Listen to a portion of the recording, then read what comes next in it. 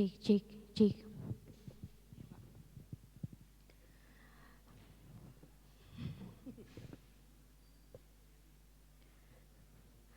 Bismillahirrohmanirrohim. Assalamualaikum warahmatullahi wabarakatuh. Selamat pagi serta selamat datang kepada seluruh peserta kuliah tamu Fakultas Syariah dan Hukum UIN Sunan Kalijaga Yogyakarta dengan tema The Receptive Theory of Law. Alhamdulillahirabbil alamin wa bihi nasta'in wa ala umurid dunya waddin wassalatu wassalamu ala asrofil mursalin wa ala alihi wa sahbihi ajmain. Amma ba'du. Yang terhormat Dekan Fakultas Syariah dan Hukum UIN Sunan Kalijaga Yogyakarta, Bapak Profesor Dr. Handes Haji Makhrus SHM yang kami hormati Wakil Dekan 2 Fakultas Syariah dan Hukum UIN Sunan Kalijaga Yogyakarta, Bapak Dr. Haji Rianta yang kami hormati Wakil Dekan 3 Ibu Dr. Sri Wahyuni SAG MAG yang kami hormati Kepala Program Studi Ilmu Hukum Fakultas Syariah dan Hukum UIN Sunan Kalijaga Yogyakarta, Bapak Ahmad Tahir SHI LLM MA beserta jajarannya. Yang kami hormati Bapak Dr. Ahmad Bahij selaku Kabiro Hukum dan Kerjasama Luar Negeri Kementerian Agama Republik Indonesia, serta tentunya yang kami banggakan seluruh hadirin peserta yang hadir dalam acara pada pagi hari ini, baik secara luring maupun daring. Pertama-tama, tentunya marilah kita panjatkan puja dan puji syukur atas kehadirat Allah Subhanahu wa Ta'ala yang selalu senantiasa melimpahkan rahmat, taufik serta hidayahnya, sehingga kita masih diberikan nikmat sehat, nikmat rizki, dan tentunya berkesempatan hadir serta melaksanakan acara kuliah tamu Fakultas Syariah dan Hukum UIN Sunan Kalijaga Yogyakarta pada pagi hari ini. Tak lupa sholawat serta salam semoga tetap tercurahkan kepada junjungan Nabi kita, Nabi Agung Nabiullah Muhammad Sallallahu Alaihi Wasallam beserta keluarga dan para sahabat-sahabatnya. Saya selaku Master of Ceremony yang akan memandu dari awal hingga berakhirnya acara pembukaan kuliah tamu Fakultas Syariah dan Hukum UIN Sunan Kalijaga Yogyakarta dengan tema The Receptive Theory of Law. Kemudian ada pun susunan acara kita pada pagi hari ini, yakni yang pertama adalah pembukaan, dilanjutkan pembacaan ayat suci Al-Quran, kemudian menyanyikan lagu Indonesia Raya dan himne UIN Sunan Kalijaga Yogyakarta. Kemudian acara yang keempat adalah sambutan-sambutan dan acara yang terakhir penutup. Memasuki acara yang pertama, marilah kita buka acara pada pagi hari ini dengan sama-sama mengucapkan lafaz basmalah. Bismillahirrahmanirrahim. Dilanjutkan pembacaan ayat suci Al-Quran oleh Saudara Mutiara Rambe. Kepada Saudara Mutiara Rambe dipersilahkan.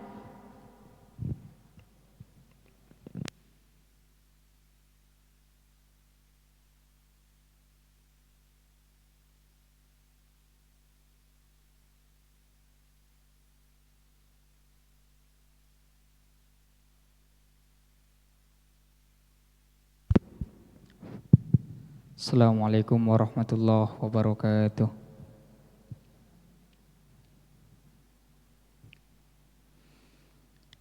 A'udzu billahi minasy syaithanir rajim.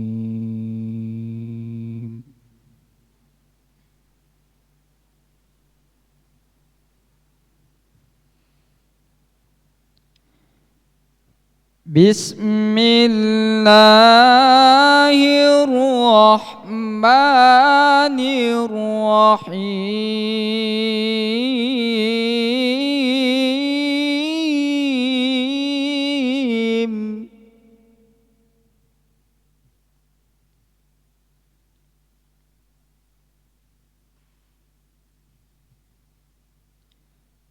Ya ayyuhalladzina amanu idza qila lakum tafassahu fil majalis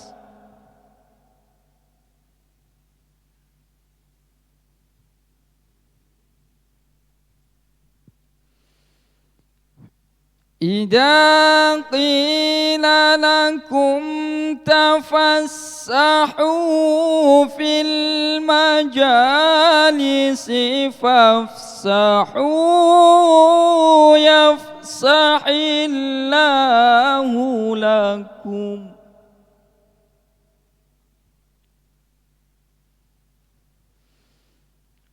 وإذا قيل انشزوا فانشزوا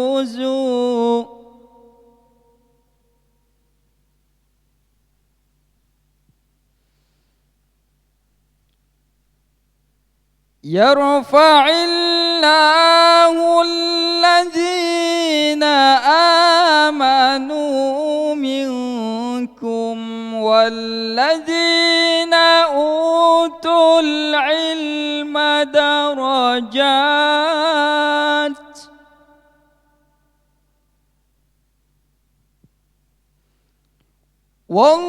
والله بما تعملون خبير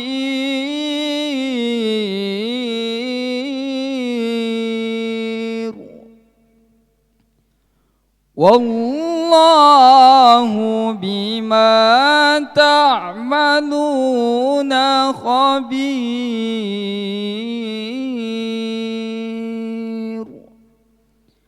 Sadaqallahul azim. Alhamdulillah. Assalamualaikum warahmatullahi wabarakatuh. Waalaikumsalam warahmatullahi wabarakatuh. Terima kasih kepada Saudara Muntiara Rambe atas lantunan ayat suci Al-Quran yang sangat indah. Semoga dengan lantunan ayat suci Al-Quran tadi dapat menambah keberkahan dalam acara kita pada pagi hari ini.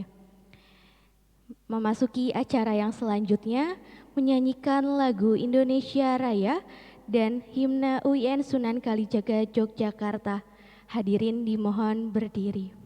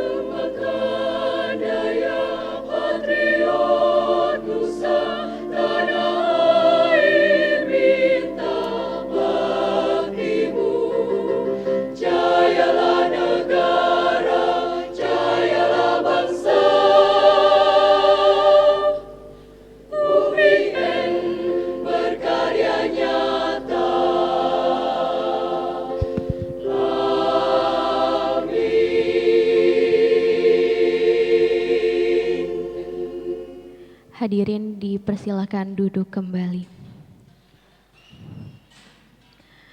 Memasuki acara selanjutnya, sambutan.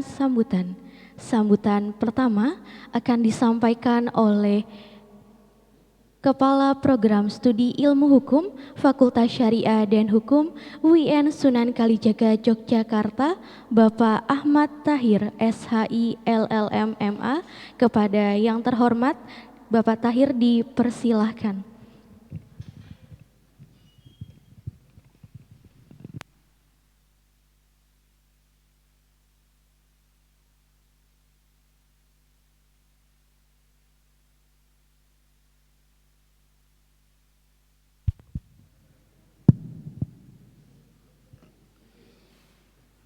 Assalamualaikum warahmatullahi wabarakatuh. Bismillahirrahmanirrahim.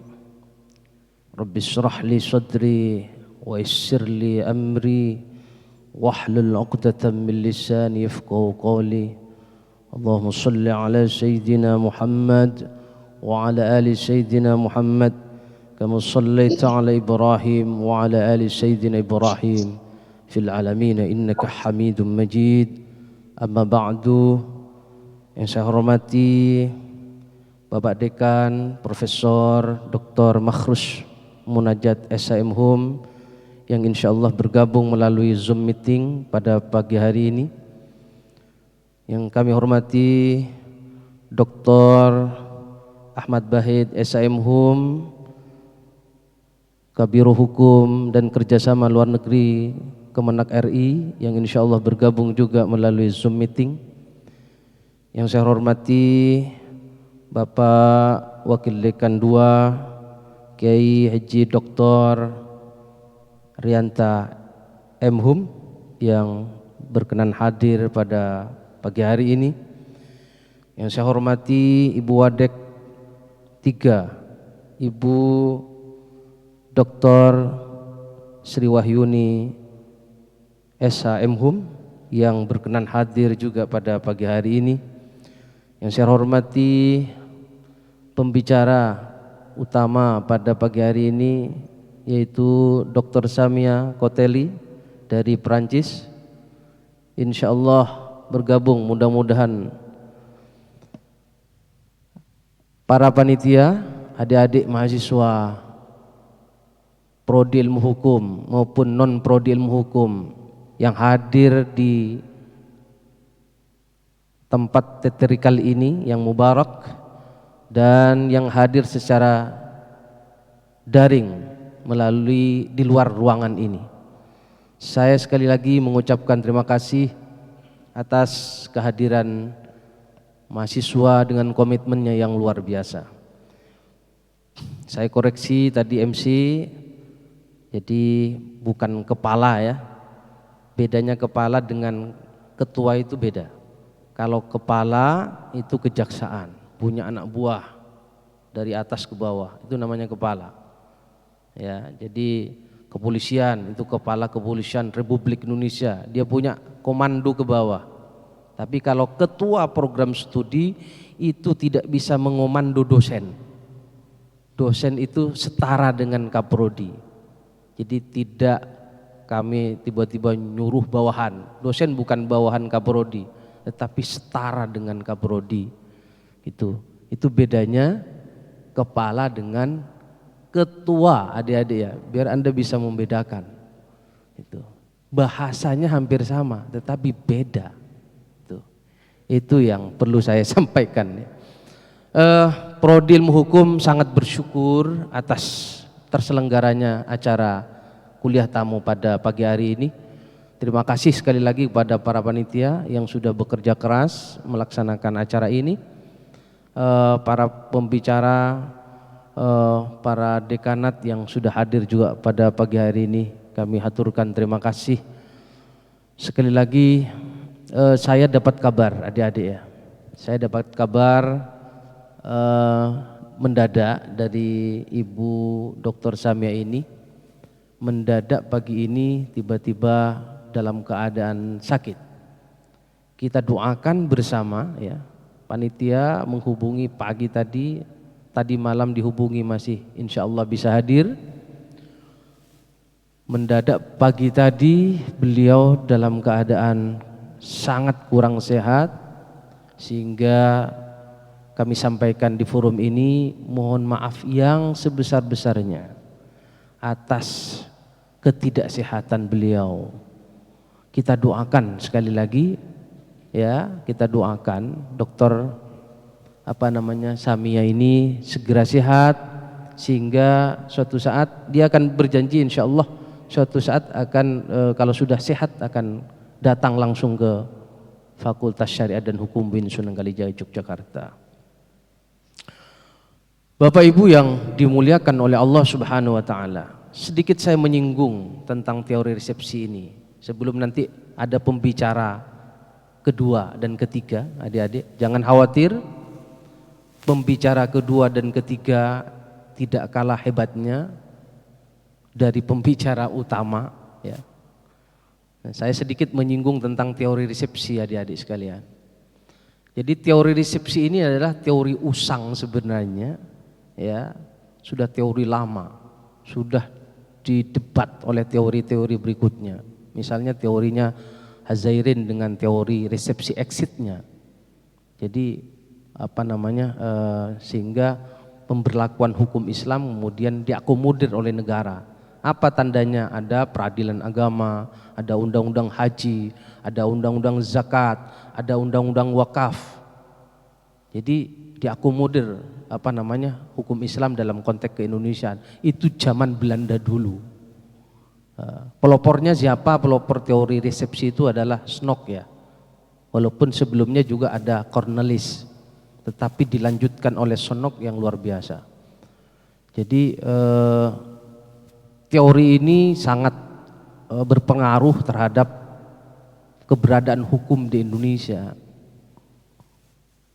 Tapi perkembangannya teori ini sudah kemudian di-challenge oleh para ilmuwan-ilmuwan, di-challenge oleh para ilmuwan barat sendiri juga di-challenge, sama ilmuwan Indonesia juga sudah di-challenge teori ini. Teori ini sudah runtuh. Sekali lagi teori ini sudah runtuh. Contohnya apa? Adik-adik punya gelar SH sekarang ini, salah satu keruntuhan teori resepsi itu. Sebelumnya ya, anak-anak PTKIN di Indonesia yang ada YIN dulu sebelum jadi UIN itu dianggap sebelah mata. Kita berdiri tegak hari ini, kita sama dengan mereka dengan meruntuhkan teori resepsi itu.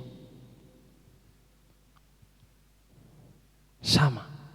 Kalian masuk di Fakultas Hukum, prodi ilmu hukum, sama dengan fakultas hukum yang lain. Bisa jadi hakim agama, bisa jadi hakim negeri, bisa jadi advokat, bisa jadi notaris, dan bisa masuk semua level kementerian di negeri ini. Tidak ada bedanya dengan Anda masuk di fakultas hukum yang lain. Sekali lagi saya mengajak kepada teman-teman prodi ilmu hukum dan prodi-prodi yang lain masih berjuang untuk bisa masuk di pengadilan umum dan pengadilan PT-UN dan militer. Belum bisa kalau prodi yang lain. Prodi ilmu hukum sudah berdiri tegak. Kami bangga anak prodi ilmu hukum, ada 2 anak prodi ilmu hukum yang menjadi staf Kabiro Hukum Kementerian Agama, Dr. Ahmad Bahid SIMUM. Tepuk tangan. Anak prodi ilmu hukum ada yang menjadi staf Biro Hukum Kementerian Agama Republik Indonesia. 2 orang sudah diterima di sana. Dan banyak di kementerian-kementerian lain, di kehakiman dan lain sebagainya. Di notaris banyak sekali. Jadi advokat apalagi banyak sekali. Di beberapa kementerian sudah kita masuki. Saya sekali lagi mengajak, teori resepsi sudah runtuh, tinggal Anda men-challenge dengan teori-teori yang lain. Saya kira itu, kurang lebihnya mohon maaf. Wassalamualaikum warahmatullahi wabarakatuh.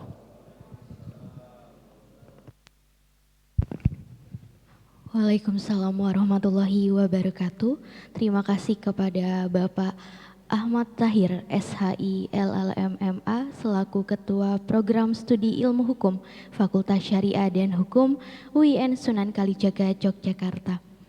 Sambutan selanjutnya sekaligus meresmikan acara kuliah tamu Fakultas Syariah dan Hukum UIN Sunan Kalijaga, Yogyakarta dengan tema The Recepte Theory of Law oleh Bapak Profesor Dr. Handes Haji Makhrus SHM yang sudah bergabung via Zoom meeting.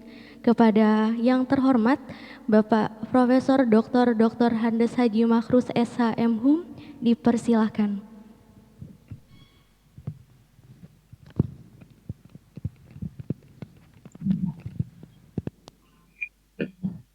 Assalamualaikum warahmatullahi wabarakatuh.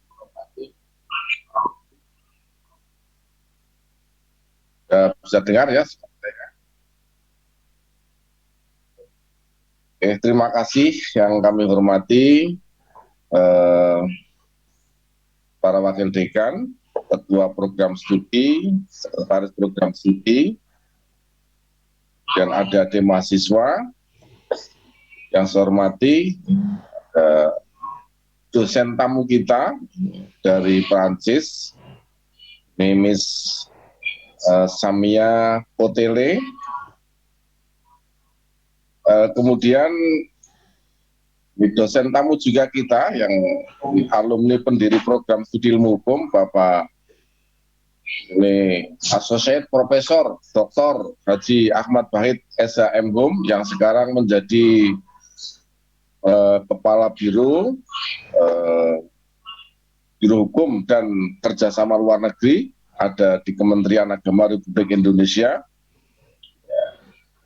Adik-adik mahasiswa dan hadirin yang saya banggakan dan yang saya cintai. Ya.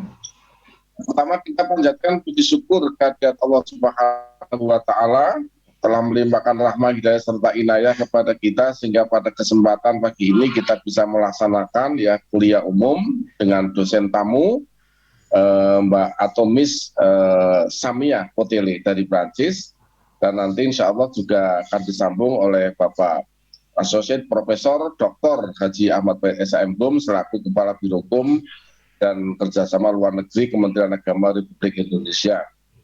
Salawat dan salam mudah-mudahan tetap atas pada junjungan kita Nabi Agung Muhammad SAW yang senantiasa kita ikuti jejak langkahnya. Hadirin yang saya hormati, saya selaku dekan mengucapkan terima kasih yang tak terhingga, dan saya mohon maaf karena saya tidak bisa hadir secara luring. Mestinya kita bisa hadir karena kita sudah merintis acara sebulan yang lalu, dan kebetulan dalam waktu yang sama saya ada agenda di Jakarta dan ini lagi posisi di ruangan Bapak Kepala Biro, Bapak Bahid. Jadi saya numpang ini di sini ya. Maka di situ namanya Pak Bahid, itu bukan Pak Makhrus itu ya. Dan waktu yang bersamaan saya juga ada agenda uji disertasi, juga ada acara istimewa ulama di Hotel Sultan Jakarta. Saya harus betul-betul bisa bagi waktu. Nanti sore juga ada acara di Kementerian Agama. Oleh karena itu saya mengucapkan terima kasih, semoga acara ini bisa berjalan dengan lancar dan insya Allah semua pasti ada hikmah dan manfaatnya. Dan ini tadi saya bisik-bisik Pak Bahid untuk mengisi, walaupun secara singkat, ini ada keberuntungan bagi kita semua karena beliau telah meniti karirnya yang masih muda tapi dipercaya oleh Kementerian Agama untuk menjadi Kepala Biro Hukum. Ya, para hukum itu berarti orang Kementerian Agama yang dianggap paling pantas berbicara dan menyelesaikan persoalan, memberikan kontribusi masalah hukum, ya ternyata yang dipilih dari UIN Sunan Kalijaga Yogyakarta yang dulu pendiri dari ilmu hukum dan pertama kali ketua program studi ilmu hukum di Fakultas Syariah dan Hukum, ya inilah orangnya Pak Ahmad Bahid SHM. Terima kasih Pak Bahid, nanti saya minta untuk memberikan pencerahan walaupun sebentar karena beliau jam 10 tepat juga ada agenda di Jakarta yang tidak bisa ditinggalkan. Tapi beliau mau untuk memberikan sharing ilmuwan kepada adik-adik. Saya rasa itu yang bisa kami sampaikan ya. Kami ucapkan terima kasih, selamat untuk berkuliah, untuk menimba pengetahuan dan wawasan yang sangat luar biasa.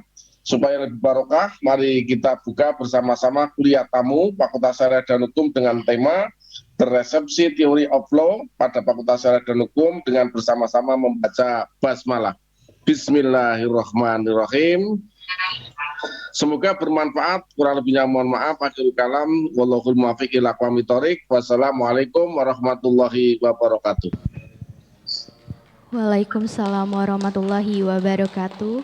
Terima kasih kepada Bapak Profesor Dr. Handes Haji Makrus SHM Hum atas sambutannya. Dengan sambutan tadi, maka acara kita pada pagi hari ini resmi dibuka.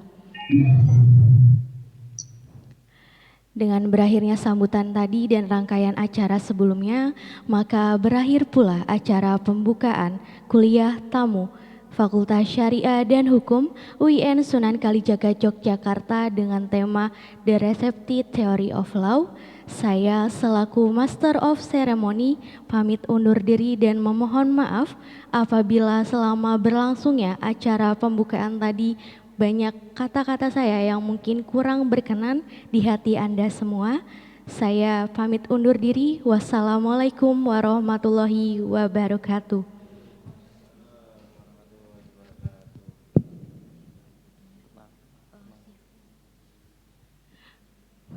Baik, untuk acara selanjutnya akan saya serahkan kepada moderator kita pada pagi hari ini, yaitu Bapak Syaifullahil Maslul MH. Beliau merupakan dosen aktif Prodi Ilmu Hukum Fakultas Syariah dan Hukum UIN Sunan Kalijaga Yogyakarta. Beliau lahir di Tulung Agung pada tanggal 24 Agustus 1990 dan beralamat di Ringinsari, Maguwarjo, Depok, Sleman, Daerah Istimewa Yogyakarta. Beliau pernah menempuh pendidikan S1 Ilmu Hukum pada Perguruan Tinggi UIN Sunan Kalijaga Yogyakarta, kemudian melanjutkan S2 Magister Hukum pada Perguruan Tinggi Universitas Islam Indonesia. Kepada Bapak Syaifullahil Maslul MH dipersilahkan.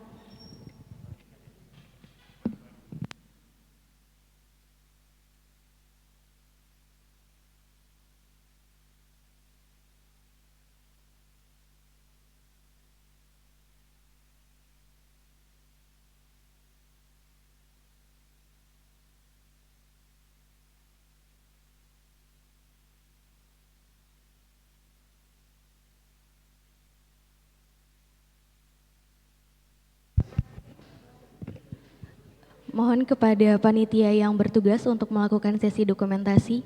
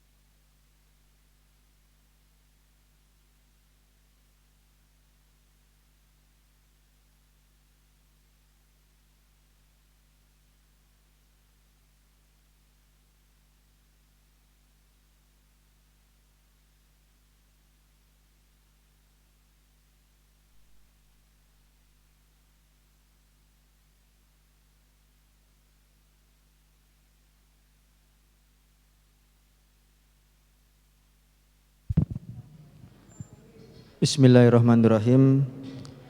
Assalamualaikum warahmatullahi wabarakatuh. Yang saya hormati Bapak Dekan Fakultas Syariah dan Hukum, Profesor Dr. Andes Haji Maharus Munajat, SHM HUM, yang bersama kita melalui Zoom insya Allah juga akan menjadi narasumber pada kesempatan kali ini, yaitu Bapak Dr. Haji Ahmad Bahij, SHM HUM, selaku Kabiro Hubungan Internasional di Kementerian Agama, dan juga Ibu Wakil Dekan 3, Ibu Dr. Sri Wahyuni, SHM HUM, selaku narasumber juga, Bapak Kaprodi Ilmu Hukum, Bapak Ahmad Tahir, SHI SHM HUM, dan juga Bapak Sekprodi Mas Faik, SHI SHM HUM. Pada kesempatan kali ini teman-teman semuanya insya Allah akan bersama kita dua narasumber yang sangat hebat. Ini bersama kita sudah Pak Bahij sudah ada di ruangan Zoom meeting gitu. Namun satu lagi ada Ibu Dr. Sri Wahyuni, kita panggil untuk maju ke depan terlebih dahulu. Monggo Ibu.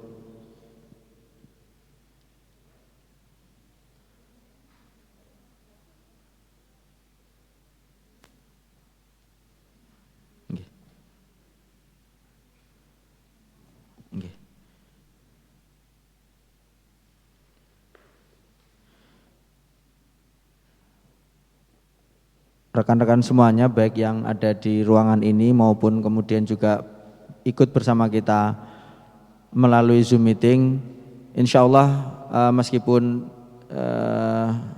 narasumber yang utama sebenarnya adalah Dr. Samia Kotele ini tidak bisa hadir pada kesempatan kali ini, insya Allah tidak akan mengurangi esensi, substansi maupun juga spirit daripada acara pada kesempatan kali ini. Tentunya tadi di awal sambutannya Bapak Kaprodi Ilmu Hukum menyampaikan bahwa teori ini adalah salah satu teori yang kemudian bisa dikatakan telah usang zamannya gitu. Karena memang ini adalah salah satu teori yang kemudian menceritakan bagaimana pergulatan hubungan itu, bagaimana kemudian hukum adat dan juga hukum Islam itu berada di Indonesia. Karena kita ketahui bersama memang nuansa hukum di Indonesia ini adalah salah satu nuansa hukum yang plural gitu ya. Jadi tidak tunggal gitu. Tidak lain dan tidak bukan karena ini adalah salah satu proses pendewasaan sebuah bangsa gitu. Bagaimana proses dari hukumnya sendiri, kemudian apa yang dianut sebagai sebuah agama, dan juga datang kolonialisme yang juga membawa hukumnya sendiri gitu, dan juga semuanya itu berjalan beriringan dan lain sebagainya, mewarnai dan juga kemudian menambah khazanah hukum yang ada di Indonesia. Nah, lantas kemudian hukum teori ini, teori resepsi ini bagaimana sebenarnya menjelaskan hubungan antara hukum adat dan juga hukum Islam ini seperti apa, dan juga perkembangannya gitu. Tadi disinggung itu sudah di-challenge gitu. Nah, challenge-nya itu seperti apa dan bagaimana kalau kemudian kita telaah ini sebagai sebuah khazanah ya. Tahu bagaimana sih dulu perkembangan seperti apa. Nah, inilah yang nantinya kemudian akan dibahas dan dikupas gitu ya. Tapi insya Allah bukan kayak yang infotainment tajam seperti silat, enggak gitu ya. Insya Allah mendalam, mengakar. Kalau bahasa kita tentu pembelajaran dalam filsafat itu kan radikal gitu, dalam arti yang mengakar sekali gitu ya. Itu bukan konotasi yang ke sana, bukan, tapi ini ada sesuatu yang filsafatnya mengakar, tajam, bawah dan lain sebagainya. Insya Allah materi kita yang pertama Bapak Dr. Ahmad Bahij melalui Zoom meeting insya Allah akan langsung kemudian menyampaikan bagaimana perkembangan daripada teori ini dan bagaimana perjalanannya gitu. Kepada Bapak Dr. Ahmad Bahij SHM HUM, waktu dan layar kami persilahkan.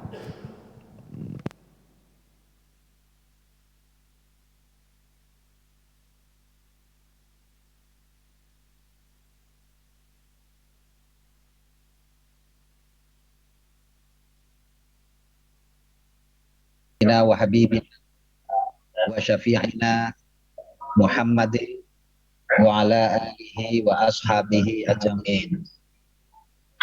Amma ba'du.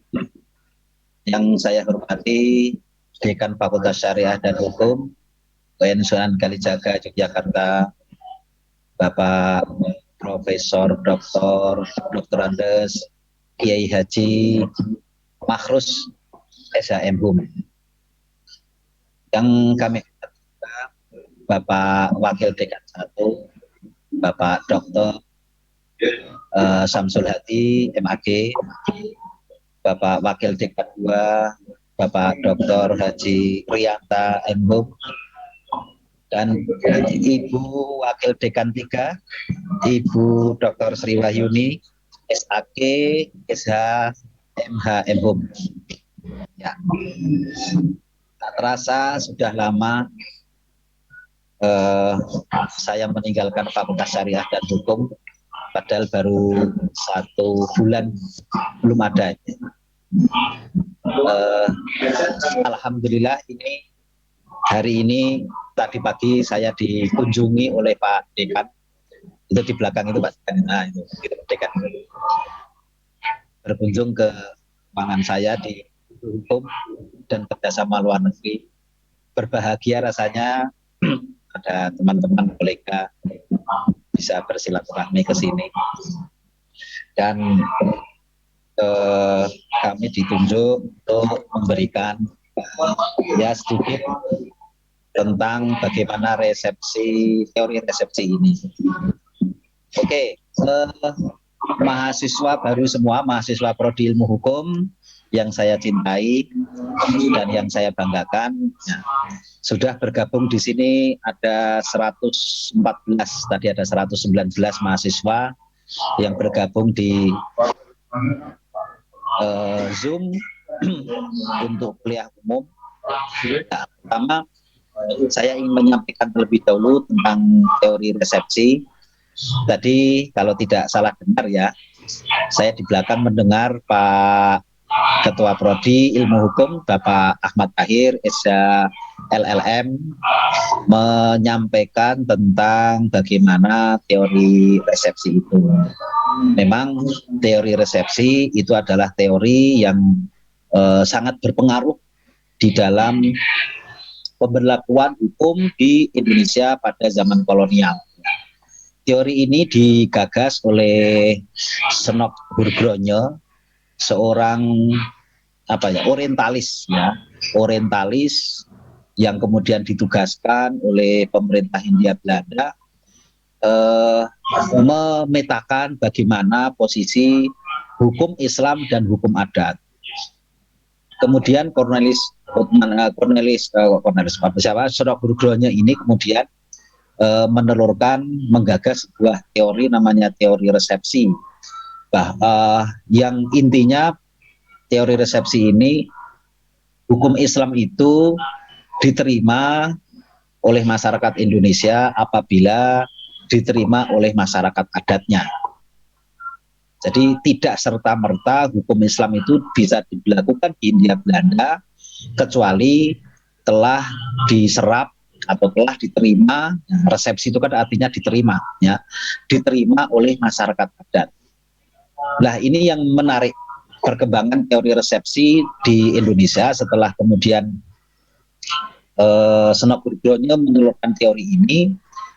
Hindia Belanda, pemerintahan Hindia Belanda kemudian menerapkan teori ini, mengaplikasikan teori ini dengan memberlakukan, ya, peraturan-peraturan kolonial, hukum-hukum kolonial yang kemudian diimpor dari negara Belanda, negara Nederland, kemudian diberlakukan di Indonesia.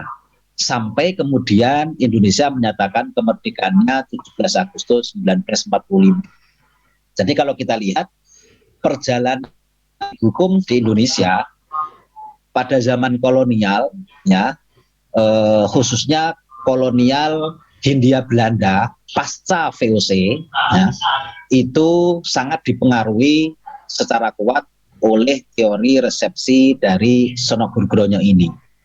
Sampai kemudian Indonesia menyatakan kemerdekaannya 17 Agustus 1945. Nah, ini kemudian berlanjut pada saat kita merdeka 17 Agustus 1945, kita tentu ketika kemerdekaan itu belum bisa kemudian membentuk hukum sendiri, ya. Hukum Indonesia, ya, kita tahu bahwa kemerdekaan, proklamasi kemerdekaan saja itu juga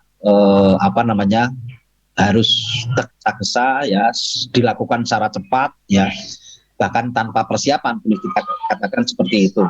Akan tetapi dengan semangat jiwa bangsa yang ingin merdeka dari penjajahan kolonial, salah satu tujuan kemerdekaan itu untuk melepaskan diri dari belenggu hukum kolonial. Nah, namun demikian kita maklumi hukum kolonial yang sudah berlaku di Indonesia, di Nusantara semenjak Hindia Belanda itu kemudian menjajah kita itu, kemudian tidak bisa kemudian secara cepat kita lakukan perubahan. Nah, proses resepsi yang dilakukan oleh Sono Groggolonyo ini ternyata kemudian menancap erat di kehidupan hukum di Indonesia. Sehingga 17 Agustus ketika kita merdeka, kita belum siap dengan adanya hukum yang baru. Oleh karena itu kemudian di dalam aturan peralihan Undang-Undang Dasar 1945 kemudian diberikan semacam pasal transisi di mana hukum dan lembaga yang belum ditetapkan berdasarkan Undang-Undang Dasar ini diberlakukan sementara. Hukum pidana yang berlaku di Indonesia kemudian mengoper dari dulu hukum pidana yang diberlakukan Hindia Belanda dengan teori resepsi siapa tadi, Sono Groggolonyo tadi, ya. Kemudian diberlakukanlah Wetboek van Strafrecht voor Nederlands Indie atau KUHP zaman Hindia Belanda, kemudian diberlakukan ke hukum Indonesia merdeka. Demikian pula hukum perdata, ya. Ada GW Burgerlijk Wetboek yang kemudian diterjemahkan ke dalam bahasa Indonesia namanya Kitab Undang-Undang Hukum Perdata, diberlakukan juga di dalam hukum Indonesia. WVK Wetboek van Koophandel atau kita sering sebut atau diterjemahkan menjadi Kitab Undang-Undang Hukum Dagang, kemudian diterjemahkan ke dalam bahasa Indonesia menjadi hukum dagang yang berlaku di Indonesia, termasuk rekeling-rekeling atau peraturan-peraturan yang diberlakukan oleh Belanda pada saat itu. Nah, praktis pada saat kita merdeka, tentu kita belum menyiapkan hukum yang baru berdasarkan konstitusi Undang-Undang Dasar 1945. Oleh karena itu diberikan sebuah pasal transisi untuk sementara diberlakukan juga hukum peninggalan kolonial. Ini yang menjadi catatan kita bersama. Para mahasiswa, ya, prodi ilmu hukum adalah calon-calon yuris yang tentu kita harapkan di Fakultas Syariat dan Hukum akan menjadi pionir di dalam pembaruan hukum Indonesia. Baik itu pembaruan di dalam hukum pidananya, pembaruan di dalam hukum perdatanya, pembaruan di dalam hukum tata negaranya, pembaruan di dalam hukum administrasi negara, dan lain-lain. Tentu ini bukan pekerjaan mudah, ya. Sejak kita merdeka tahun 1945, kemudian sampai sekarang tahun 2021, sudah 76 tahun kita merdeka. Tetapi kita sampai sekarang juga belum bisa merdeka dari hukum kolonial itu. Hukum pidana misalnya, hukum pidana kita masih menggunakan WVS, ya, Wetboek van Strafrecht, yang itu diterjemahkan menjadi Kitab Undang-Undang Hukum Pidana. Wetboek van Koophandel, Burgerlijk Wetboek, Kitab Undang-Undang Hukum Perdata dan Kitab Undang-Undang Hukum Dagang itu pun juga berasal dari kolonial yang sampai detik ini masih diberlakukan di bumi Indonesia merdeka. Ini menjadi catatan kita bersama. Usaha pembaruan hukum nasional yang dilakukan oleh negara Republik Indonesia yang melibatkan banyak pihak ini bukan pekerjaan mudah, ya. Perlu perhatian yang lebih serius, ya. Saya mempelajari RUU KUHP itu sejak saya mahasiswa, ya. Lulus 98, ketika saya lulus S1, saya menulis skripsi tentang RUU KUHP. Tesis kemudian saya selesaikan 2002 juga masih meneliti tentang RUU-KUHP. Kemudian saya menyelesaikan disertasi juga saya kaitkan dengan RUU-KUHP. Tapi ternyata yang kita harapkan tahun kemarin 2019 RUU-KUHP kemudian disahkan oleh Presiden Jokowi, tapi kemudian sayang sekali kemudian ditarik lagi pembahasannya di DPR karena masalah pasal yang ayam masuk pekarangan rumah orang itu. Sayang sekali. Nah, ini menjadi PR kita bersama, termasuk kalian mahasiswa Prodi Ilmu Hukum. Kalian adalah calon-calon yuris yang kita harapkan ya bergabung di Fakultas Syariah dan Hukum akan menjadi pembaharu hukum yang ada di Indonesia. Nah, tugas saya saat ini sebagai Kepala Biro Hukum dan Kerjasama Luar Negeri di Kementerian Agama RI ini juga terkait dengan itu ya. Pembahasan tentang peraturan presiden, pembahasan tentang instruksi presiden, pembahasan tentang peraturan pemerintah yang terkait dengan bidang keagamaan, pembahasan tentang peraturan menteri agama. Tentu ini usaha pembaharuan yang kita lakukan ya.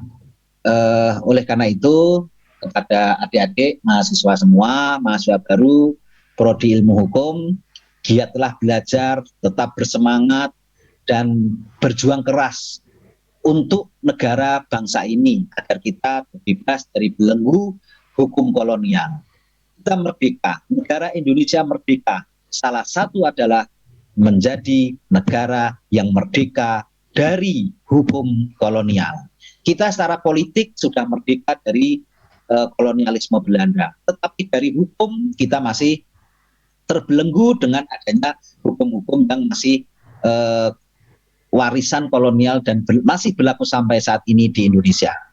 Teori resepsi harus kita tinggalkan. Karena apa? Ketika kita menyusun tentang peraturan perundang-undangan yang ada di Indonesia, tentu hukum adat, hukum Islam, perkembangan hukum internasional harus kita jadikan sebagai sumber dari pembentukan hukum nasional.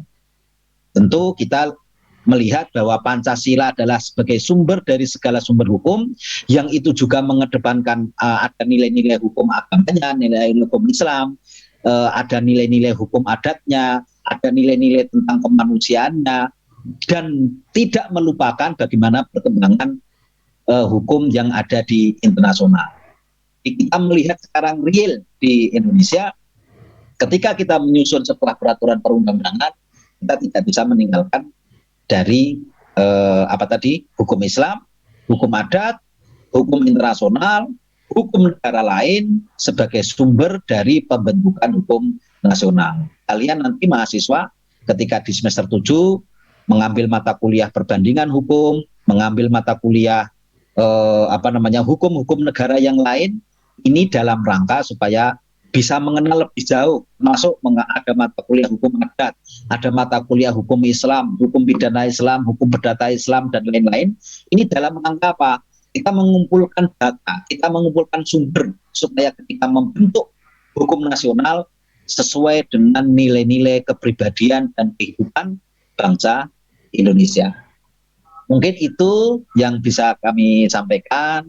Salam sehat selalu, saya selalu kangen dengan Fakultas Syariah dan Hukum. Ya.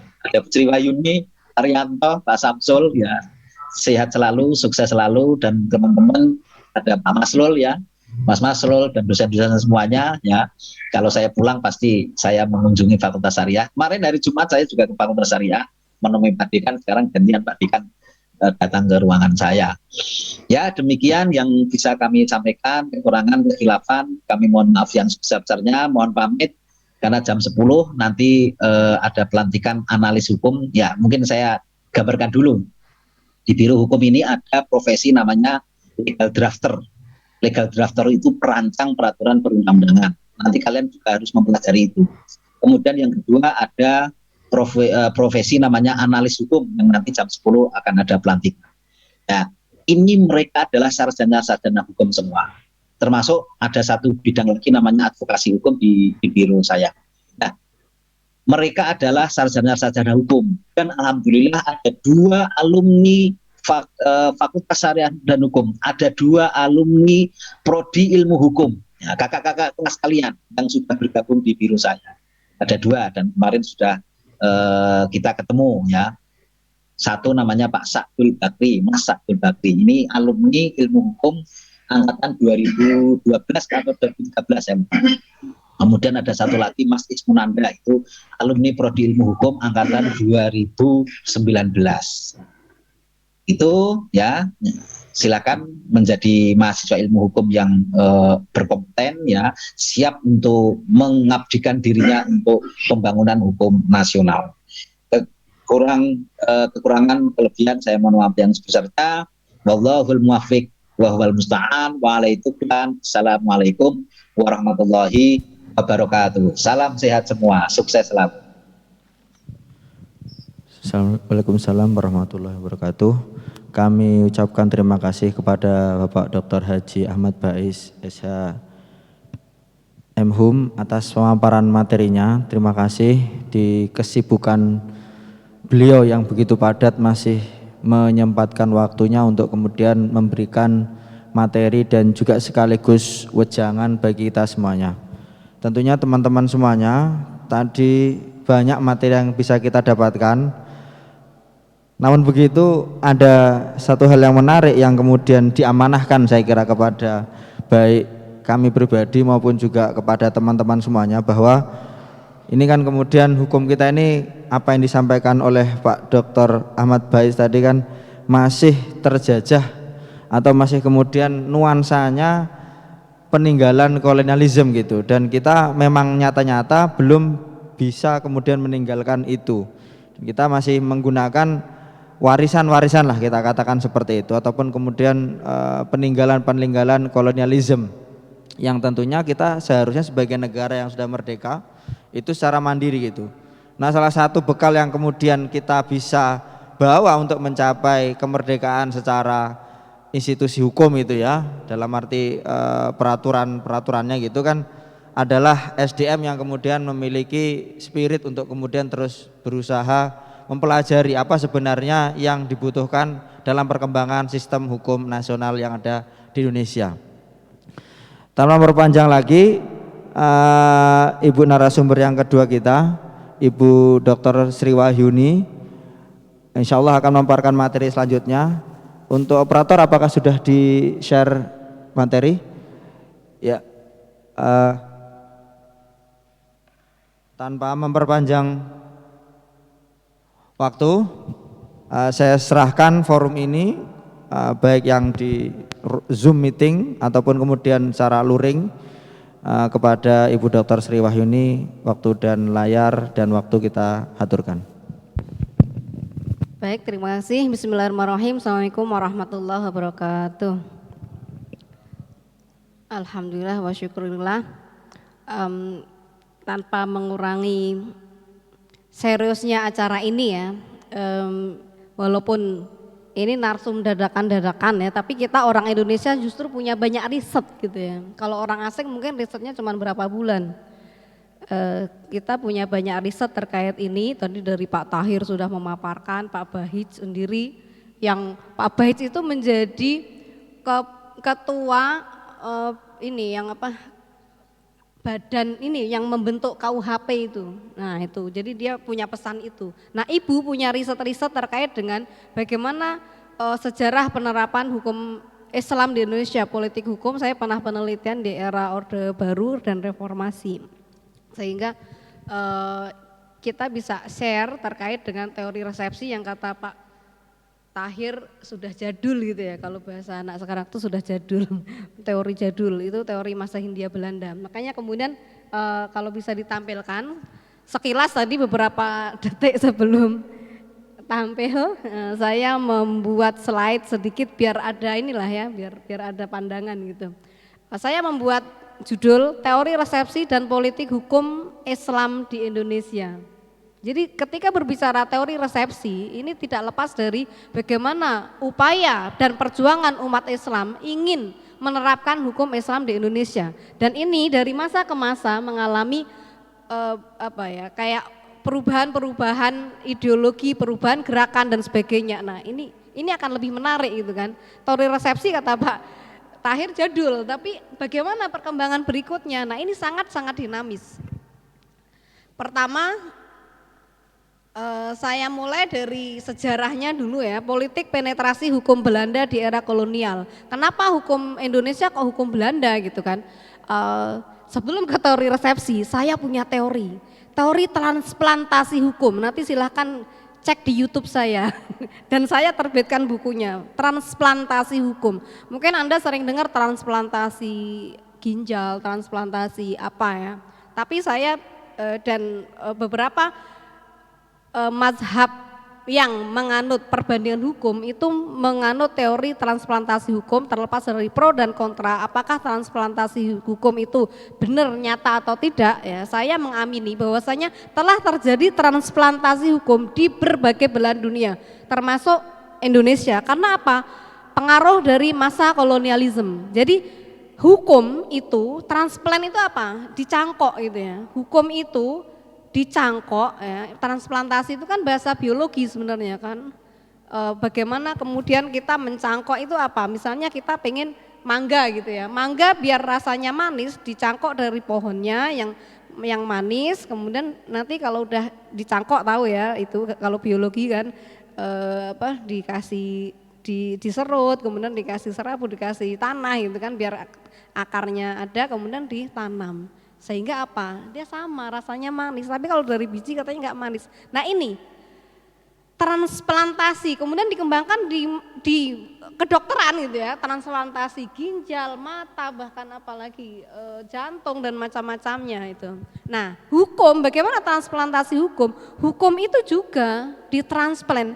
Kita sadar atau tidak sadar, kalau bahasa Pak Bahij, kenapa kita menggunakan hukum kolonial? Karena apa? Telah terjadi transplantasi hukum. Dan ini tidak hanya di Indonesia. Jadi hukum yang paling berpengaruh di dunia itu common law dan civil law system yang itu merambah ke seluruh dunia. Melalui apa? Kalau bahasa saya transplantasi hukum di era kolonial. Bekas jajahan Belanda menggunakan hukum Belanda. Bekas jajahan Perancis yang banyak sekali ya, dulu sebelum Inggris menjadi bahasa internasional itu bahasa Perancis setelah mendunia. Tapi kemudian di beberapa daerah Perancis kan kalah ya, kemudian Inggris yang menguasai sehingga bahasa Inggris menjajah gitu kan, menjadi bahasa internasional. Dan di situ apa? Disitulah ada akulturasi, ada pergulatan peradaban dan bahkan apa? Bahasa hukum ini semua politik gitu kan, politik dunia di era kolonial. Sehingga tadi transplantasi hukum terjadi, transplantasi hukum. Jadi bekas jajahan Inggris mereka menggunakan common law atau at least minimal ya, karena pengaruh dari legisme Perancis ini juga sangat-sangat mengakar sehingga apa? Ada beberapa negara bekas jajahan Inggris itu mempunyai undang-undang, tapi sistem yudisialnya mereka common law, tapi hukumnya hukum Islam. Nah ini nih. Menarik nih, kayak Malaysia kan punya undang-undang hukumnya hukum Islam, Mesir. Nah Indonesia juga, jangan khawatir kita ini nggak murni hukum Belanda gitu kan dalam perkembangannya. Nah tapi ini ada proses panjang gitu ya. Nah pertama saya akan berbicara pada masa era kolonial karena apa? Teori resepsi ini terjadi pada era kolonial dari Senok-Horgronya. Jadi politik penetrasi hukum Belanda di era kolonial tadi ya sejalan dengan teori saya transplantasi hukum. Bagaimana kemudian logikanya gini? Ketika Hindia Belanda itu Indonesia belum lahir gitu kan. Hindia Belanda itu wilayah kekuasaan Belanda yang ada di dekat lautan Hindia, East Indies kan gitu kan, East Indies, Hindia Timur. Nah, ketika Hindia Belanda ini menjadi bagian dari provinsi dari negara Belanda, kerajaan Belanda, sehingga apa? Ya logikanya hukuman yang berlaku hukum Belanda. Karena apa? Pemerintahnya pemerintah Belanda. Makanya kemudian WVS dengan mulus diterapkan tahun 1818 karena ngetiknya kecepatan ya. 1818 WVS Wetboek van Strafrecht mulus diterapkan karena apa? Hukum pidana itu urusan publik. Beda dengan hukum perdata. Kalau urusan publik itu urusan siapa? Negara. Ketika ada pencurian, pembunuhan yang mengganggu ketertiban dan keamanan, siapa yang bertindak? Negara. Sehingga negara langsung bisa menerapkan WVS, hukumnya negara. Negaranya mana? Belanda. Jadi Indonesia masa itu hukumnya hukum Belanda. Kenapa? Negaranya Belanda, kerajaan Belanda. Nah ini, makanya kemudian kenapa WVS diterapkan, kenapa BW tidak? Nah logikanya begitu. Nah kemudian yang kedua, ketika Hindia Belanda ingin menerapkan BW, Burgerlijk-Wetboek atau hukum perdata ya, sekarang yang diterjemahkan oleh Prof. Subekti menjadi KUH Perdata, Kitab Undang-Undang Hukum Perdata. Kenapa tidak sukses? Nah, kalau hukum perdata ini kan hubungan antar person, ya, transaksi, kemudian apalagi nikah. Nah, ini sudah ada adat di masyarakat masing-masing gitu. Sehingga apa? Tidak sukses. Nah, masa itu ingin diterapkan BW, tapi ternyata apa? Berdasarkan seorang antropolog Van Vollenhoven ya, telah ditemukan banyak sekali hukum adat yang berlaku di Indonesia. Nah, ini runtutannya dari sini. Nah, makanya kemudian apa yang terjadi? Penggolongan penduduk. Penduduk Eropa ya. Eropa ini siapa? Orang-orang Hindia Belanda kan Eropa dan Eropa lainnya. Ini menggunakan BW ya, Burgerlijk-Wetboek, kemudian ada pribumi. Eropa dan pribumi, bagi pribumi tidak berlaku hukum Belanda karena apa? Beda, sosiokulturalnya beda gitu. Jadi apa? Bagi pribumi berlaku hukum adat. Nah, kemudian ini ada kelompok yang tidak mau dianggap pribumi. Mereka asing tapi tidak Eropa, timur asing, ada timur asing Arab, ada timur asing Tionghoa. Tionghoa punya hukum adat Tionghoa. Arab, nah ini Arab ini hukum adatnya apa? Islam, waris Islam, perkawinan Islam. Nah ini nih udah mulai nih. Nah makanya kemudian yang terjadi apa? Pluralitas hukum di Indonesia sejak masa Hindia Belanda atau pluralitas hukum di masyarakat Hindia Belanda. Ada hukum Barat BW, kemudian ada hukum adat, adat yang murni adat, ada adat yang bercampur dengan adat Islam. Apa? Di mana? Nah, hukum perkawinan di beberapa masyarakat Muslim mesti perkawinan Islam karena apa? Mereka menganut fikih. Ya nikah itu mesti kan ada yang kita kenal ya. Nah itu adat sebenarnya, tapi apa? Adat yang berangkat dari fikih. Apa? Nikah itu ya mesti ada dua mempelai, ada wali, kemudian ada saksi. Nah ini Syafi'iyah sekali. Kalau Hanafiyah tuh nggak ada wali nggak apa-apa. ini. Nah ini nih. Jadi ini udah mulai Asia Tenggara itu fikihnya Imam Syafi'i sehingga apa? Hukum adatnya adat Islam Syafi'iyah. Nah, ini yang dianut di Indonesia, Malaysia, Melayu ya. Ini. Makanya ini udah mulai nih. Mana lagi daerah-daerah misalnya yang kental sekali dengan adat Islam, Madura. Madura itu wah Pak Tahir enggak ada ya. Madura itu orang nikah itu lebih bangga ketika yang menikahkan kiai, bukan penghulu. Sehingga apa? Banyak yang tidak dicatatkan. Nah ini aspek lain ya dalam perkembangannya sekarang. Tapi ya karena pembangunan hukum ya lama-lama mereka mencatatkan apa? Ketika anaknya mau masuk TK butuh akte sehingga mereka isbat nikah. Tapi di samping itu tadi karena apa? Adat Islamnya kental gitu sehingga apa? Mereka menggunakan hukum Islam dalam perkawinan misalnya. Kemudian lagi mana? Sumatera. Semua daerah Sumatera itu kita sebut Melayu. Melayu itu apa? Orang Malaysia ketika bilang Melayu, saya masuk Melayu tahun, itu maksudnya apa? Masuk Islam. Jadi Malaysia, kemudian Kalimantan itu split antara Dayak dan Melayu. Melayu itu mesti Muslim. Dayak ketika masuk Islam dia dianggap sudah masuk Melayu. Nah tapi kalau Dayak itu dulu namanya agamanya keharingan, agama adat, animisme, dinamisme, keharingan. Tapi kemudian apa?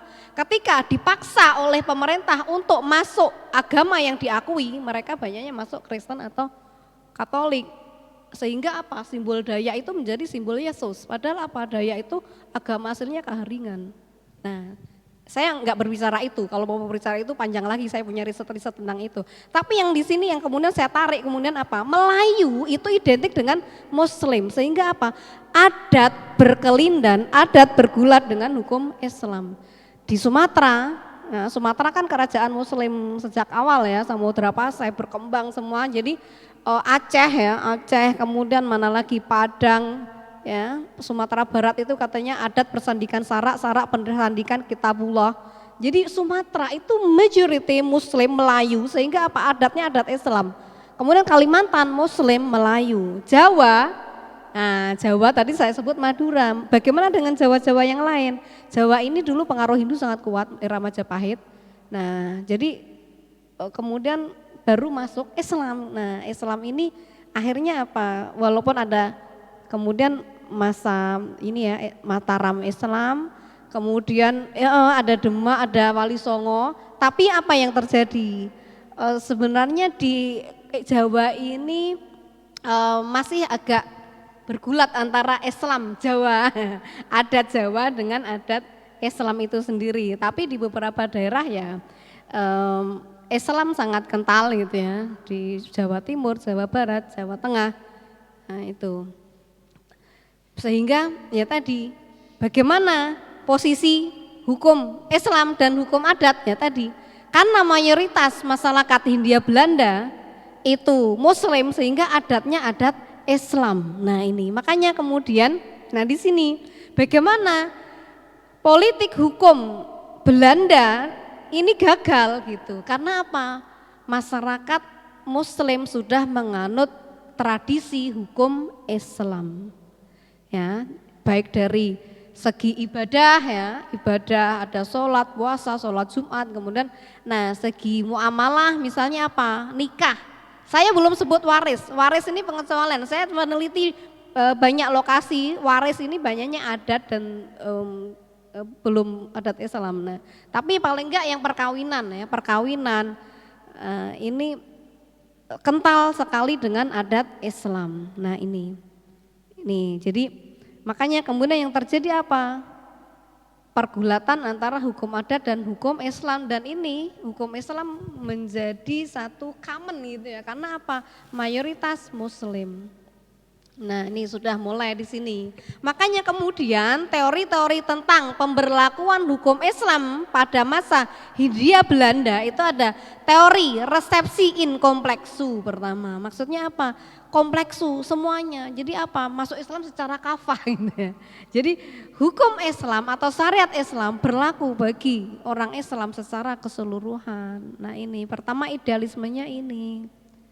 Ini tadi yang belum dirunut dari sini. Jadi karena apa? Mayoritas masyarakat Indonesia Muslim, mereka menggunakan fikih Syafi'i sehingga apa? Adatnya adat Islam. Nah, kemudian juga hukum Islam berlaku penuh gitu. Jadi misalnya mulai dari peribadatan, sholat, kemudian puasa, zakat, haji. Nah, kan kemudian juga dalam masalah muamalah ya, muamalah terutama perkawinan dan bahkan nanti misalnya kewaris dan sebagainya ya idealnya kan kalau orang Islam menggunakan hukum Islam. Nah ini teori resepsi in complexu. Nah ini nih makanya kenapa kemudian teori resepsi ini dianggap apa ya kayak buruk gitu ya. Itu karena gini, masa itu tadi saya katakan politik penetrasi hukum Belanda ke Hindia Belanda. Jadi ada orang Belanda, kalau kita bilang itu orientalis gitu ya. Ada orang Belanda yang dia itu paham sekali hukum Islam. Sampai sekarang banyak loh orang barat, bahkan kajian-kajian Islam di barat itu lebih maju dari sini. Tapi apa? Kajian mereka itu kan sosiologis, antropologis. Makanya saya tidak sepenuhnya menyerang Snok karena apa? Saya juga ketika mengkaji secara sosiologi antropologis ada benarnya gitu. Karena apa? Di masyarakat itu enggak sepenuhnya sebenarnya hukum Islam berlaku. Seperti tadi saya katakan, waris. Saya meneliti di berbagai daerah mereka tidak menggunakan hukum Islam. Waris itu adat dan natural sekali. Jadi biasanya orang tua saya punya, mbah saya masih kalau orang tua masih muda. Mbah saya punya anak satu cuman ibu saya, semua ke ibu saya. Tapi kemudian gini, anak ibu saya 2, saya sama adik saya. Jadi properti mbah saya ke saya, properti ibu saya ke adik itu belum warisan tapi sudah disertifikat. Jadi rumah ini buat aku, ini sawah sejauh mata memandang milik aku, ini milik adikku. Itu yang terjadi di masyarakat gitu, bukan adat, bukan. Nah ini nih makanya kemudian gini ya. Pertama saya runut dulu teori resepsi in complexu tadi bahwasanya bagi umat Islam keseluruhan berlaku hukum Islam. Nah kemudian Snok Horgronya ya, itu ini dengan politik hukumnya dia ingin mengurangi pemberlakuan hukum Islam bagi umat Islam dengan mengatakan atau dengan mengeluarkan teori resepsi. Apa itu? Yang berlaku itu ketika sudah diresepsi oleh adat. Sebenarnya ini kalau menurut kacamata sosiologi antropologi ada benarnya, karena apa? Tidak semua hukum Islam itu sudah diberlakukan di masyarakat Hindia Belanda. Jadi kalau dalam teori Jerman das Geltung das Recht ya, hukum keberlakuannya atau hukum berlaku itu ketika apa? Ada filosofi Geltung, sosiologi Geltung, kemudian normatif Geltung atau yuridis Geltung. Filosofi Geltung, suatu hukum atau sebuah hukum akan berlaku ketika dia sesuai dengan filosofi masyarakat. Kemudian sosiologis Geltung, Geltung itu keberlakuannya. Hukum akan berlaku ketika apa? Sudah menjadi praktek masyarakat. Kemudian yuridis atau formal Geltung, ya, hukum akan berlaku ketika sudah berlaku secara yuridis. Apa? Kalau dalam hukum nasional itu ada legislasi gitu. Sehingga apa? Ya tadi sebenarnya teori resepsi kalau menurut saya ada benarnya kalau kita kaji. Karena apa? Dalam riset sosiologis, antropologis, enggak semua hukum Islam itu sudah berlaku di masyarakat. Tapi ini dulu politik Hindia Belanda untuk mengcounter bagaimana hukum Islam tidak berlaku gitu. Tapi tetap ya tadi karena masyarakat Muslim itu mayoritas sehingga apa umat Islam tetap memperjuangkan, makanya kemudian teori resepsi exit itu ya ini hukum Islam bisa diakomodir dalam hukum negara. Dan dulu ya, nah ini saya katakan teori resepsi dan idealisme umat Islam ini dan bukan dan ya VS harusnya ya. Jadi teori resepsi ini yang kemudian vis-a-vis, yang kemudian berhadapan-hadapan dengan idealisme umat Islam yang ingin menerapkan hukum Islam secara kafah. Nah tapi umat Islam masih berjuang bagaimana menerapkan hukum Islam secara kafah tadi. Nah dan sudah ada, nah ini dalam perjuangannya tadi akhirnya diakui Belanda ada berbagai mahkamah syariah, ya, mahkamah syariah itu sekarang menjadi peradilan agama. Nah saya dulu waktu ngajar pernah ditanya, Bu kok namanya peradilan agama tapi kok Islam, itu bukannya diskriminatif? Aku bilang mahkamah syariah itu merupakan apa istilahnya itu ya, pengejauhan tahan atau apa istilahnya, reinkarnasi atau apalah ya, evolusi dari mahkamah syariah yang sejak dulu masa Hindia Belanda ada. Nah ini sudah banyak kantong-kantong di Kalimantan, di Sumatera, di Jawa, itu sudah gitu. Makanya kemudian ini sebenarnya politik hukum yang sangat luar biasa gitu kan, ketika Belanda ingin menerapkan hukumnya, ingin membantai hukum Islam. Nah dengan teori resepsi, tapi ternyata apa? Orang Islam tetap berjuang. Bagaimana ini kemudian tadi ya sudah ada mahkamah syariah di beberapa daerah, bahkan tadi ya hukum adat Islam itu sudah berlaku. Jadi walaupun ada teori resepsi, tetap aja yang hukum Islam, terutama tadi ya saya katakan ya, kalau perkawinan itu kental sekali dengan adat Islam dan Syafi'iyah. Nah itu sudah ada di mana-mana, di berbagai daerah, di berbagai wilayah di Hindia Belanda itu. Ada mahkamah syariah, bahkan ini sudah ada ini kodifikasi kayak yang Semarang itu apa namanya Fraser bahasa Belanda. Itu sudah ada kodifikasi putusan, kodifikasi itu masa Hindia Belanda sudah ada. Nah ini. Jadi mahkamah syariahnya sudah ada, kemudian kodifikasi putusan, kodifikasi aturan hukum Islam itu sudah mulai diundangkan gitu ya istilahnya. Di apa kalau dulu itu menjadi Stadblad. Stadblad itu lembaran negara, Stadblad itu. Nah ini nih, makanya kemudian tadi ya teori resepsi ini merupakan politik hukum masa Hindia Belanda untuk penetrasi hukum Belanda dan untuk mengcounter berlakunya hukum Islam. Tapi umat Islam masih punya idealisme untuk memperjuangkan syariat Islam di Indonesia. Nah ini nih sekarang yang terusnya gimana gitu ya terusnya. Nah ini saya punya riset itu yang riset sekarang politik hukum Islam di Indonesia dari masa ke masa. Nah sebelum kemerdekaan itu 7 kata yang dihilangkan. Nah itu juga perjuangan berdarah-darah itu. 7 kata yang dihilangkan dalam Piagam Jakarta kan.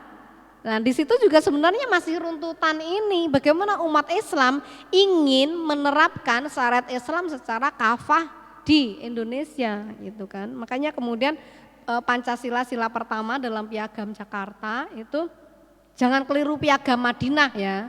Kalau Piagam Madinah itu masa Nabi hijrah dari Makkah ke Madinah kemudian membuat kesepakatan antara kaum Muhajirin, Ansor, kemudian di situ ada suku-suku dari Yahudi. Ini jangan Nasrani juga, jangan untuk sama-sama mempertahankan Madinah dari musuh. Jangan salah-salah ya, mereka kalau Piagam Madinah itu penyaudaraan ini, penyatuan antara beberapa kaum ini masa Nabi. Kalau ini Piagam Jakarta itu masa PPKI, BPUPKI dulu ya, masa PPKI. Nah itu ada 7 kata yang dihilangkan itu perjuangan. Jadi Piagam Jakarta itu ketuhanan yang Maha Esa dengan kewajiban menjalankan syariat Islam bagi pemeluknya. Nah itu dulu. Nah itu juga ini rentetannya. Jadi bagaimana idealisme umat Islam itu ingin menerapkan hukum Islam di Indonesia, syariat Islam di Indonesia secara kafah itu. Itu sampai sekarang ada gitu polarisasinya nanti. Nah saya sekarang riset saya di situ. Jadi sejak masa pra kemerdekaan itu sudah menjadi perdebatan sengit. Tapi akhirnya kemudian komprominya apa? Penghilangan 7 kata itu. Sehingga apa?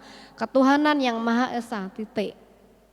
Tidak ada embel-embel lagi dengan kewajiban menjalankan syariat Islam bagi pemeluknya. Ini kalau dikaji juga panjang sekali. Saya tidak akan kaji lama-lama ya. Nah kemudian masa Orde Lama itu masih banyak yang memperjuangkan syariat Islam secara kafah tadi. Nah ini kemudian dinamika politiknya gitu kan. Saya menulis buku Politik Hukum Islam Pasca Orde Baru, saya mengutip teori polarisasi politiknya itu dulu Bahtiar Effendi ya yang mengutip dari teori yang lain juga gini. Jadi ada Islam legal formal, ada Islam substansial. Islam legal formal itu apa? Kelompok Islamis, kelompok umat Islam yang ingin menerapkan syariat Islam, yang ingin mendirikan negara Islam gitu. Nah itu yang kelompok Islamis. Ini tadi ada sejak masa kolonial, kemudian masa pembentukan Pancasila ya, masa PPKI itu yang dia ingin 7 kata tadi gitu. Nah kemudian masa Orde Lama di sini juga masih kental dengan itu. Jadi dulu ya masa Orde Lama itu partai walaupun ada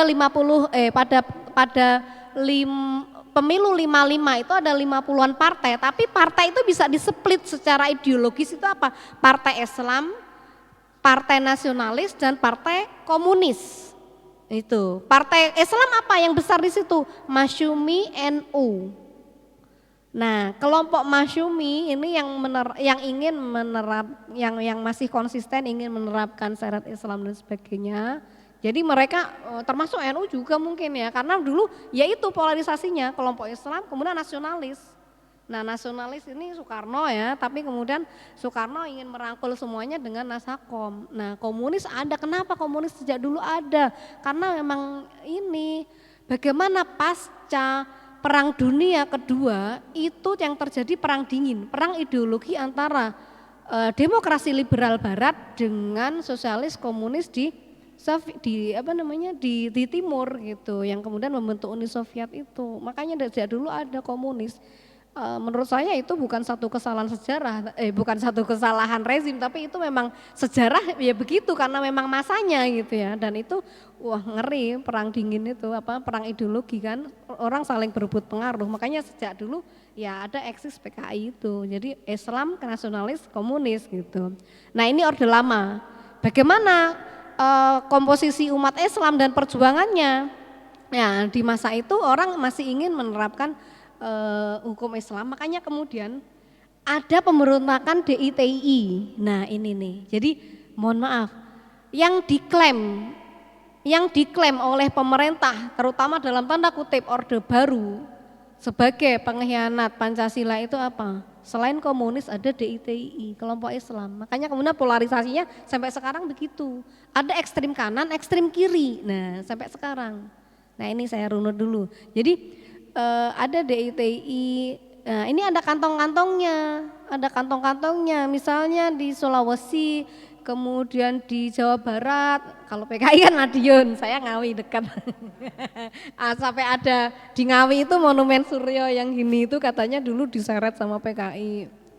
Nah ini nih. Jadi ada kantong-kantong itu. Jadi makanya kemudian nanti perda-perda ini runutannya ke sana. Bagaimana perda-perda itu munculnya dari situ-situ nanti gitu. Nah ini nih. Jadi masa Orde Lama itu orang masih banyak berpikir legal formal. Islam legal formal itu apa? Tuntutannya mereka ingin menerapkan syariat Islam secara kafah di negara hukum Indonesia gitu. Nah ini nih, ini meneruskan tadi ya Pak Baiz ya, bagaimana pembangunan hukum Indonesia pasca kemerdekaan. Jadi sebenarnya tidak melulu kita itu menganut punya Belanda, tapi banyak perjuangan. Tapi apa yang terjadi? Nah ini, ya karena tadi ya dari kelompok Islam menginginkan Islam yang kafah, kemudian kelompok nasionalis, kelompok komunis, akhirnya apa? Hukum ini nggak tergarap. Akhirnya apa? KUHP masih ada terus sampai sekarang, diperjuangkan untuk apa? Membuat kodifikasi baru juga belum terjadi gitu. Nah kemudian juga BW itu sebenarnya nggak berlaku, tapi karena di kita orang Fakultas Hukum itu mesti hukum perdata kan pegangannya BW gitu. Tapi apa yang terjadi? Nah ini politik hukum di era pasca kemerdekaan ini sudah mulai sedikit-sedikit ya pembangunan hukum nasional. Untuk nikah, talak, cerai itu pertama tahun 50-an sudah dibentuk undang-undangnya, tapi tidak berlaku mulus karena masih ada agresi Belanda dan sebagainya masa itu ya. Itu berlaku di Jawa Madura, belum berlaku semua, tapi kemudian berusaha untuk membuat lagi kodifikasi legislasi hukum baru di bidang perkawinan yang kemudian goal tahun 74 itu. Wah itu proses panjang itu, jangan salah. Itu sebenarnya yang itu diklaim kemenangan umat Islam ya, dianggap itu hukum Islam berlaku gitu. Padahal itu sebenarnya pertama produk nasionalis. Jadi draftingnya itu dari kelompok nasionalis dari negara, karena nah ini nih negara ini masih dikuasai kaum nasionalis. Walaupun misalnya ya, mohon maaf, Soekarno itu Muslim, tapi Muslim nasionalis. Maksudnya apa? Mereka tidak yang menginginkan Islam kafah tadi gitu loh. Nah ini makanya kemudian tadi ada kelompok Islam yang legal formal, terutama ini mewarnai kelompok-kelompok Islam masa Orde Lama. Nah kemudian masa Orde Baru awal juga masih. Sampai kemudian pecah itu masa asas tunggal 85. Nah ini nih, sampai kemudian apa?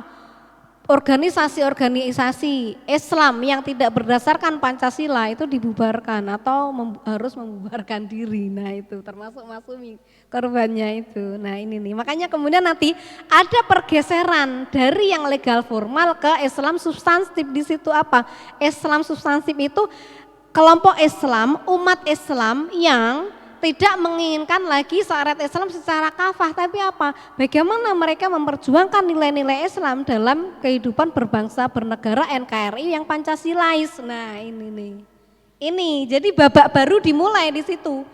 Kalau bahasa kepolitiknya itu masa Orde Baru 90-an itu masa politik ijo royo-royo. Presiden Soeharto sudah sudah ibadah haji, kemudian apa?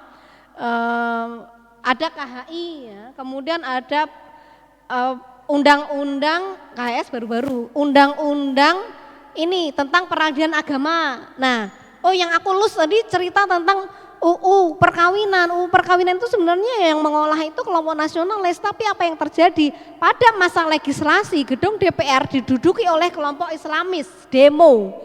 Pasal komprominya apa? Pasal 2 ayat 1 bahwasanya perkawinan adalah sah apabila dilaksanakan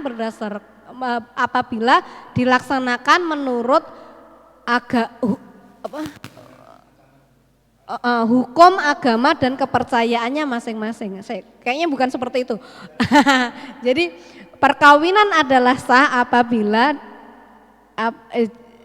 bila mana dilaksanakan menurut Nah itu kepercayaan agama dan kepercayaan masing-masing. Itu pasal kompromi karena apa? Gedung DPR diduduki oleh kelompok Islam. Sehingga apa? Perkawinan di Indonesia itu perkawinan agama. Agama Islam, agama Kristen dan agama-agama yang lain. Itu.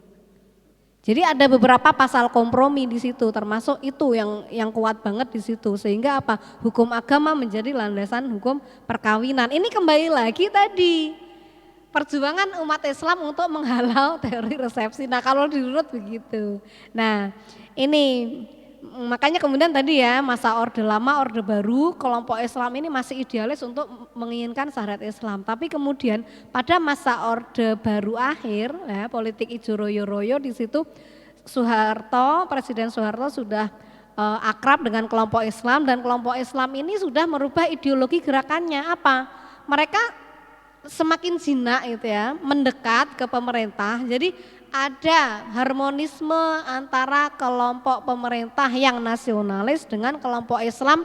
Islamnya ini Islam substantif gitu, bukan Islam legal formal, bukan Islam yang idealis memperjuangkan syariat Islam, negara Islam dan sebagainya. Sudah habis karena apa? Masa Orde Baru tadi dengan asas tunggal itu dihabisi gitu. Sehingga apa? Gerakan-gerakan ini pada mentah. Itu makanya kemudian masa Orde Baru akhir sampai masa reformasi. Nah ini banyak produk-produk hukum Islam. Jadi penelitian saya dulu yang saya terbitkan itu bagaimana politik hukum Islam di Indonesia pasca Orde Baru. Pertama saya menganut teori politik hukum Mahfud MD, tapi saya mengcounter kalau Mahfud MD konfigurasi politik suatu negara yang demokratis akan menghasilkan hukum yang responsif dan demokratis, tapi politik hukum negara yang tidak demokratis akan menghasilkan hukum yang represif. Saya counter, politik hukum Islam di Indonesia itu ketika ada harmonisasi antara pemerintah nasionalis dengan kelompok Islamis akan muncul produk-produk hukum Islam. Itu terjadi pada akhir masa Orde Baru sampai awal reformasi. Bagaimana ada undang-undang zakat, undang-undang haji dan sebagainya. Tapi apa yang terjadi pasca reformasi, polarisasi kelompok Islam semakin merajalela, termasuk sayap kanan, sayap kiri, semuanya ada gitu. Nah ini nih. Makanya sekarang isu terorisme yang di blow up gitu. Itu tadi sebenarnya dari gerakan yang dari dulu ada, tapi kemudian masuk gerakan transnasional. Apa itu? Transnasional itu yang lintas negara. Ya, Ikhwanul Muslimin pertama. Ikhwanul Muslimin kita sering dengar di mana? Di Sudan. Itu mereka berhasil menggulingkan pemerintahan di Sudan, menguasai sampai saya dulu skripsinya membahas tentang Sudan dan pemikiran Ahmad An-Naim ya. Itu Ahmad An-Naim itu gurunya dulu dihukum pancung karena apa? Dia mengeluarkan pemikiran Islam yang reform gitu ya. Islamic reform itu yang istilahnya yang pro pemerintah sehingga ya dihukum. Karena apa? Pemerintahnya sudah dikuasai Ikhwan. Kemudian mana lagi Mesir yang sering dulu bom apa. Tapi Ikhwanul Muslimin masuk Indonesia damai jadi PKS. Saya katakan politik di Indonesia ini ya, itu sebenarnya kelompok Ikhwan yang masuk di kelompok Tarbiyah. Kelompok Tarbiyah ini apa? Kalau di Afghanistan namanya Taliban. Taliban itu kan student, student. Nah di Indonesia masuknya apa? Jamaah Salahuddin, Jamaah Salman di ITB, Jamaah Salahuddin di UGM. Nah, ini kelompok Tarbiyah. Tapi apa? Ketika masa reformasi mereka ngambil panggung menjadi PKS sehingga apa? Ikhwan di Indonesia menjadi jinak dan mau berpolitik. Nah ini gerakan transnasional pertama. Jadi mereka PKS itu dulu. PKS itu saya penelitian ya masa amandemen undang-undang tahun 99 2000 sampai 2004 saya penelitian itu PKS itu punya konsep yang bagus tentang penerapan hukum Islam di Indonesia. Dulu masa amandemen mereka yang mengusung untuk penerapan syariat Islam di Indonesia itu PBB, PKS ya. PKS itu punya konsep yang bagus dan mereka sangat moderat. Saya katakan saya bukan orang PKS, saya peneliti. Jadi PKS ini sangat punya konsep yang bagus, tapi sekarang dalam perkembangannya, sekarang sudah dimasuki transnasional yang lain gitu. Jadi pertama transnasional yang muncul itu Ikhwan tadi ya, yang masuk ke Indonesia yang kita sebut dengan kelompok tarbiyah, yang itu masuknya ke kampus-kampus tadi ya, kampus-kampus Taliban di mana Afghanistan keras ya, di Indonesia enggak, mereka masuk kampus dengan halakoh-halakoh, murabi, kajian-kajian itu. Itu saya riset itu dari kampus-kampus BHP dulu ya. Kampus-kampus BHP itu rata-rata dikuasai itu. Mereka mengadakan kajian pagi. ITB ya, kemudian UGM di mana-mana. Terakhir kan UGM sudah di-tackle ini. Kemarin tahun 2019 saya diundang di Visipol itu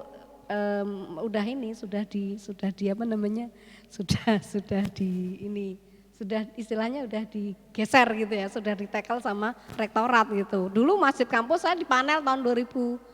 Saya dulu di Fakultas Hukum itu pernah di panel dengan HTI. Nah, sudah masuk. Nah, ini nih transnasional berikutnya apa? HTI. Nah, ini nih. HTI itu transnasional, di mana-mana ada. Gerakan transnasional itu apa? Yang dia di mana-mana ada gitu. Nah, ini HTI, kemudian tadi ya Ikhwan, HTI, nah ini makanya kemudian, nah sekarang PKS sudah banyak dimasuki kelompok-kelompok HTI dan sebagainya. Dulu HTI waktu itu saya di panel saya tantang, kalau kalian ingin menerapkan syariat Islam kenapa enggak lewat legislasi negara? Oh kita bukan Indonesia, kami ini terdiaspora katanya, kami terdiaspora gitu. Jadi mereka itu negaranya negara Islam khilafah tapi terdiaspora, nah ini. Makanya kemudian ya sekarang itu dinamikanya sangat luar biasa, dinamis sekali. Makanya dikatakan Pak Tahir, teori resepsi ini sudah sangat jadul. Apa bahasanya Pak Tahir tadi ya? Sudah terbantahkan atau apa? Karena apa? Sangat dinamis. Jadi teori resepsi itu dulu yang awal ingin menghalau idealisme umat Islam untuk menerapkan syariat Islam secara sepenuhnya. Nah ini merupakan politik Hindia Belanda, tapi ternyata apa? Sampai sekarang juga pemerintah Indonesia yang mohon maaf dikuasai kaum nasionalis masih mempertahankan itu. Tapi tadi mix dengan kelompok Islamis yang kelompok Islam yang substantif, sehingga apa? Bagaimana corak hukum nasional sekarang ya? Dalam teori transplantasi hukum saya mengatakan Indonesia itu menganut model mix. Jadi materi-materi hukum Islam masuk, materi hukum adat masuk, materi-materi lokal masuk, tapi menggunakan jalur legislasi. Karena apa? Kita menganut hukum Eropa kontinental dengan ciri khas apa? Kodifikasi dan legislasi. Ini. Jadi saya akan membantah Pak Bahis bahwasanya Indonesia itu menggunakan hukum kolonial itu cuman di KUHP. Karena Pak Bahis memang pidana, tapi dalam hukum perdata kaya sekali. Justru saya katakan kodifikasi pertama di Indonesia itu KHI. Kemudian berikutnya Islamic Law Reform Jilid 2 itu di era Finance dan Islamic Banking Reform. Itu tahun pasca reformasi yang kita sudah telat sebenarnya. Nah kemudian apa? Justru Malaysia, Pakistan, Mesir itu sudah awal Islamic Banking and Finance. Indonesia agak akhir karena reformasi ya, krisis. Kemudian apa?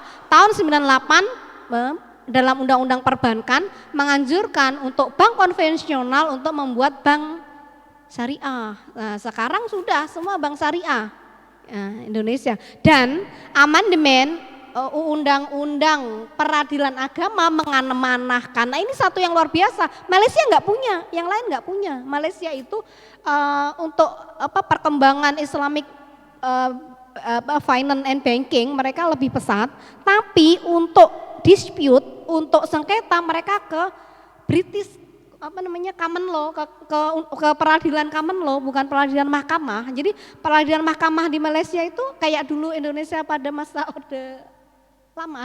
Nah ini Indonesia itu sangat maju sudah dalam, nah ini Islamic Law Reformnya. Sehingga tadi saya katakan kita sudah mix antara tadi ya metode reformnya itu memang menggunakan hukum Belanda dengan metode lege, drafting, legisme. Apa? Hukum itu tertulis, diundangkan, dilegislasi, dikodifikasi. Itu ciri khas dari civil law Eropa kontinental. Tapi materinya apa? Hukum Islam, hukum lokal, hukum Indonesia. Oke, sekian. Assalamualaikum warahmatullahi wabarakatuh.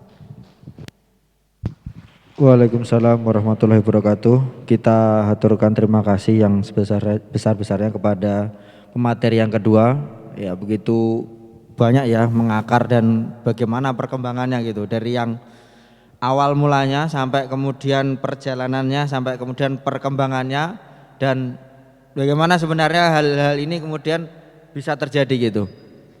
Tanpa banyak berkata-kata gitu, kita berikan waktu masih berapa tanya jawab? 30 menit ya. 30 menit insya Allah ini kalau 3 penanya saja insya Allah sudah habis untuk juga menanggapi gitu. Silahkan mungkin 2 dari yang luring ini langsung, dan 1 lagi nanti kita berikan kepada yang di forum, ataukah menyampaikan langsung atau dari via chat gitu. 2 orang silahkan. Di sini adakah yang ingin bertanya? Oh, belum ada ini. Atau dari via Zoom? Sudah ada? Belum ada?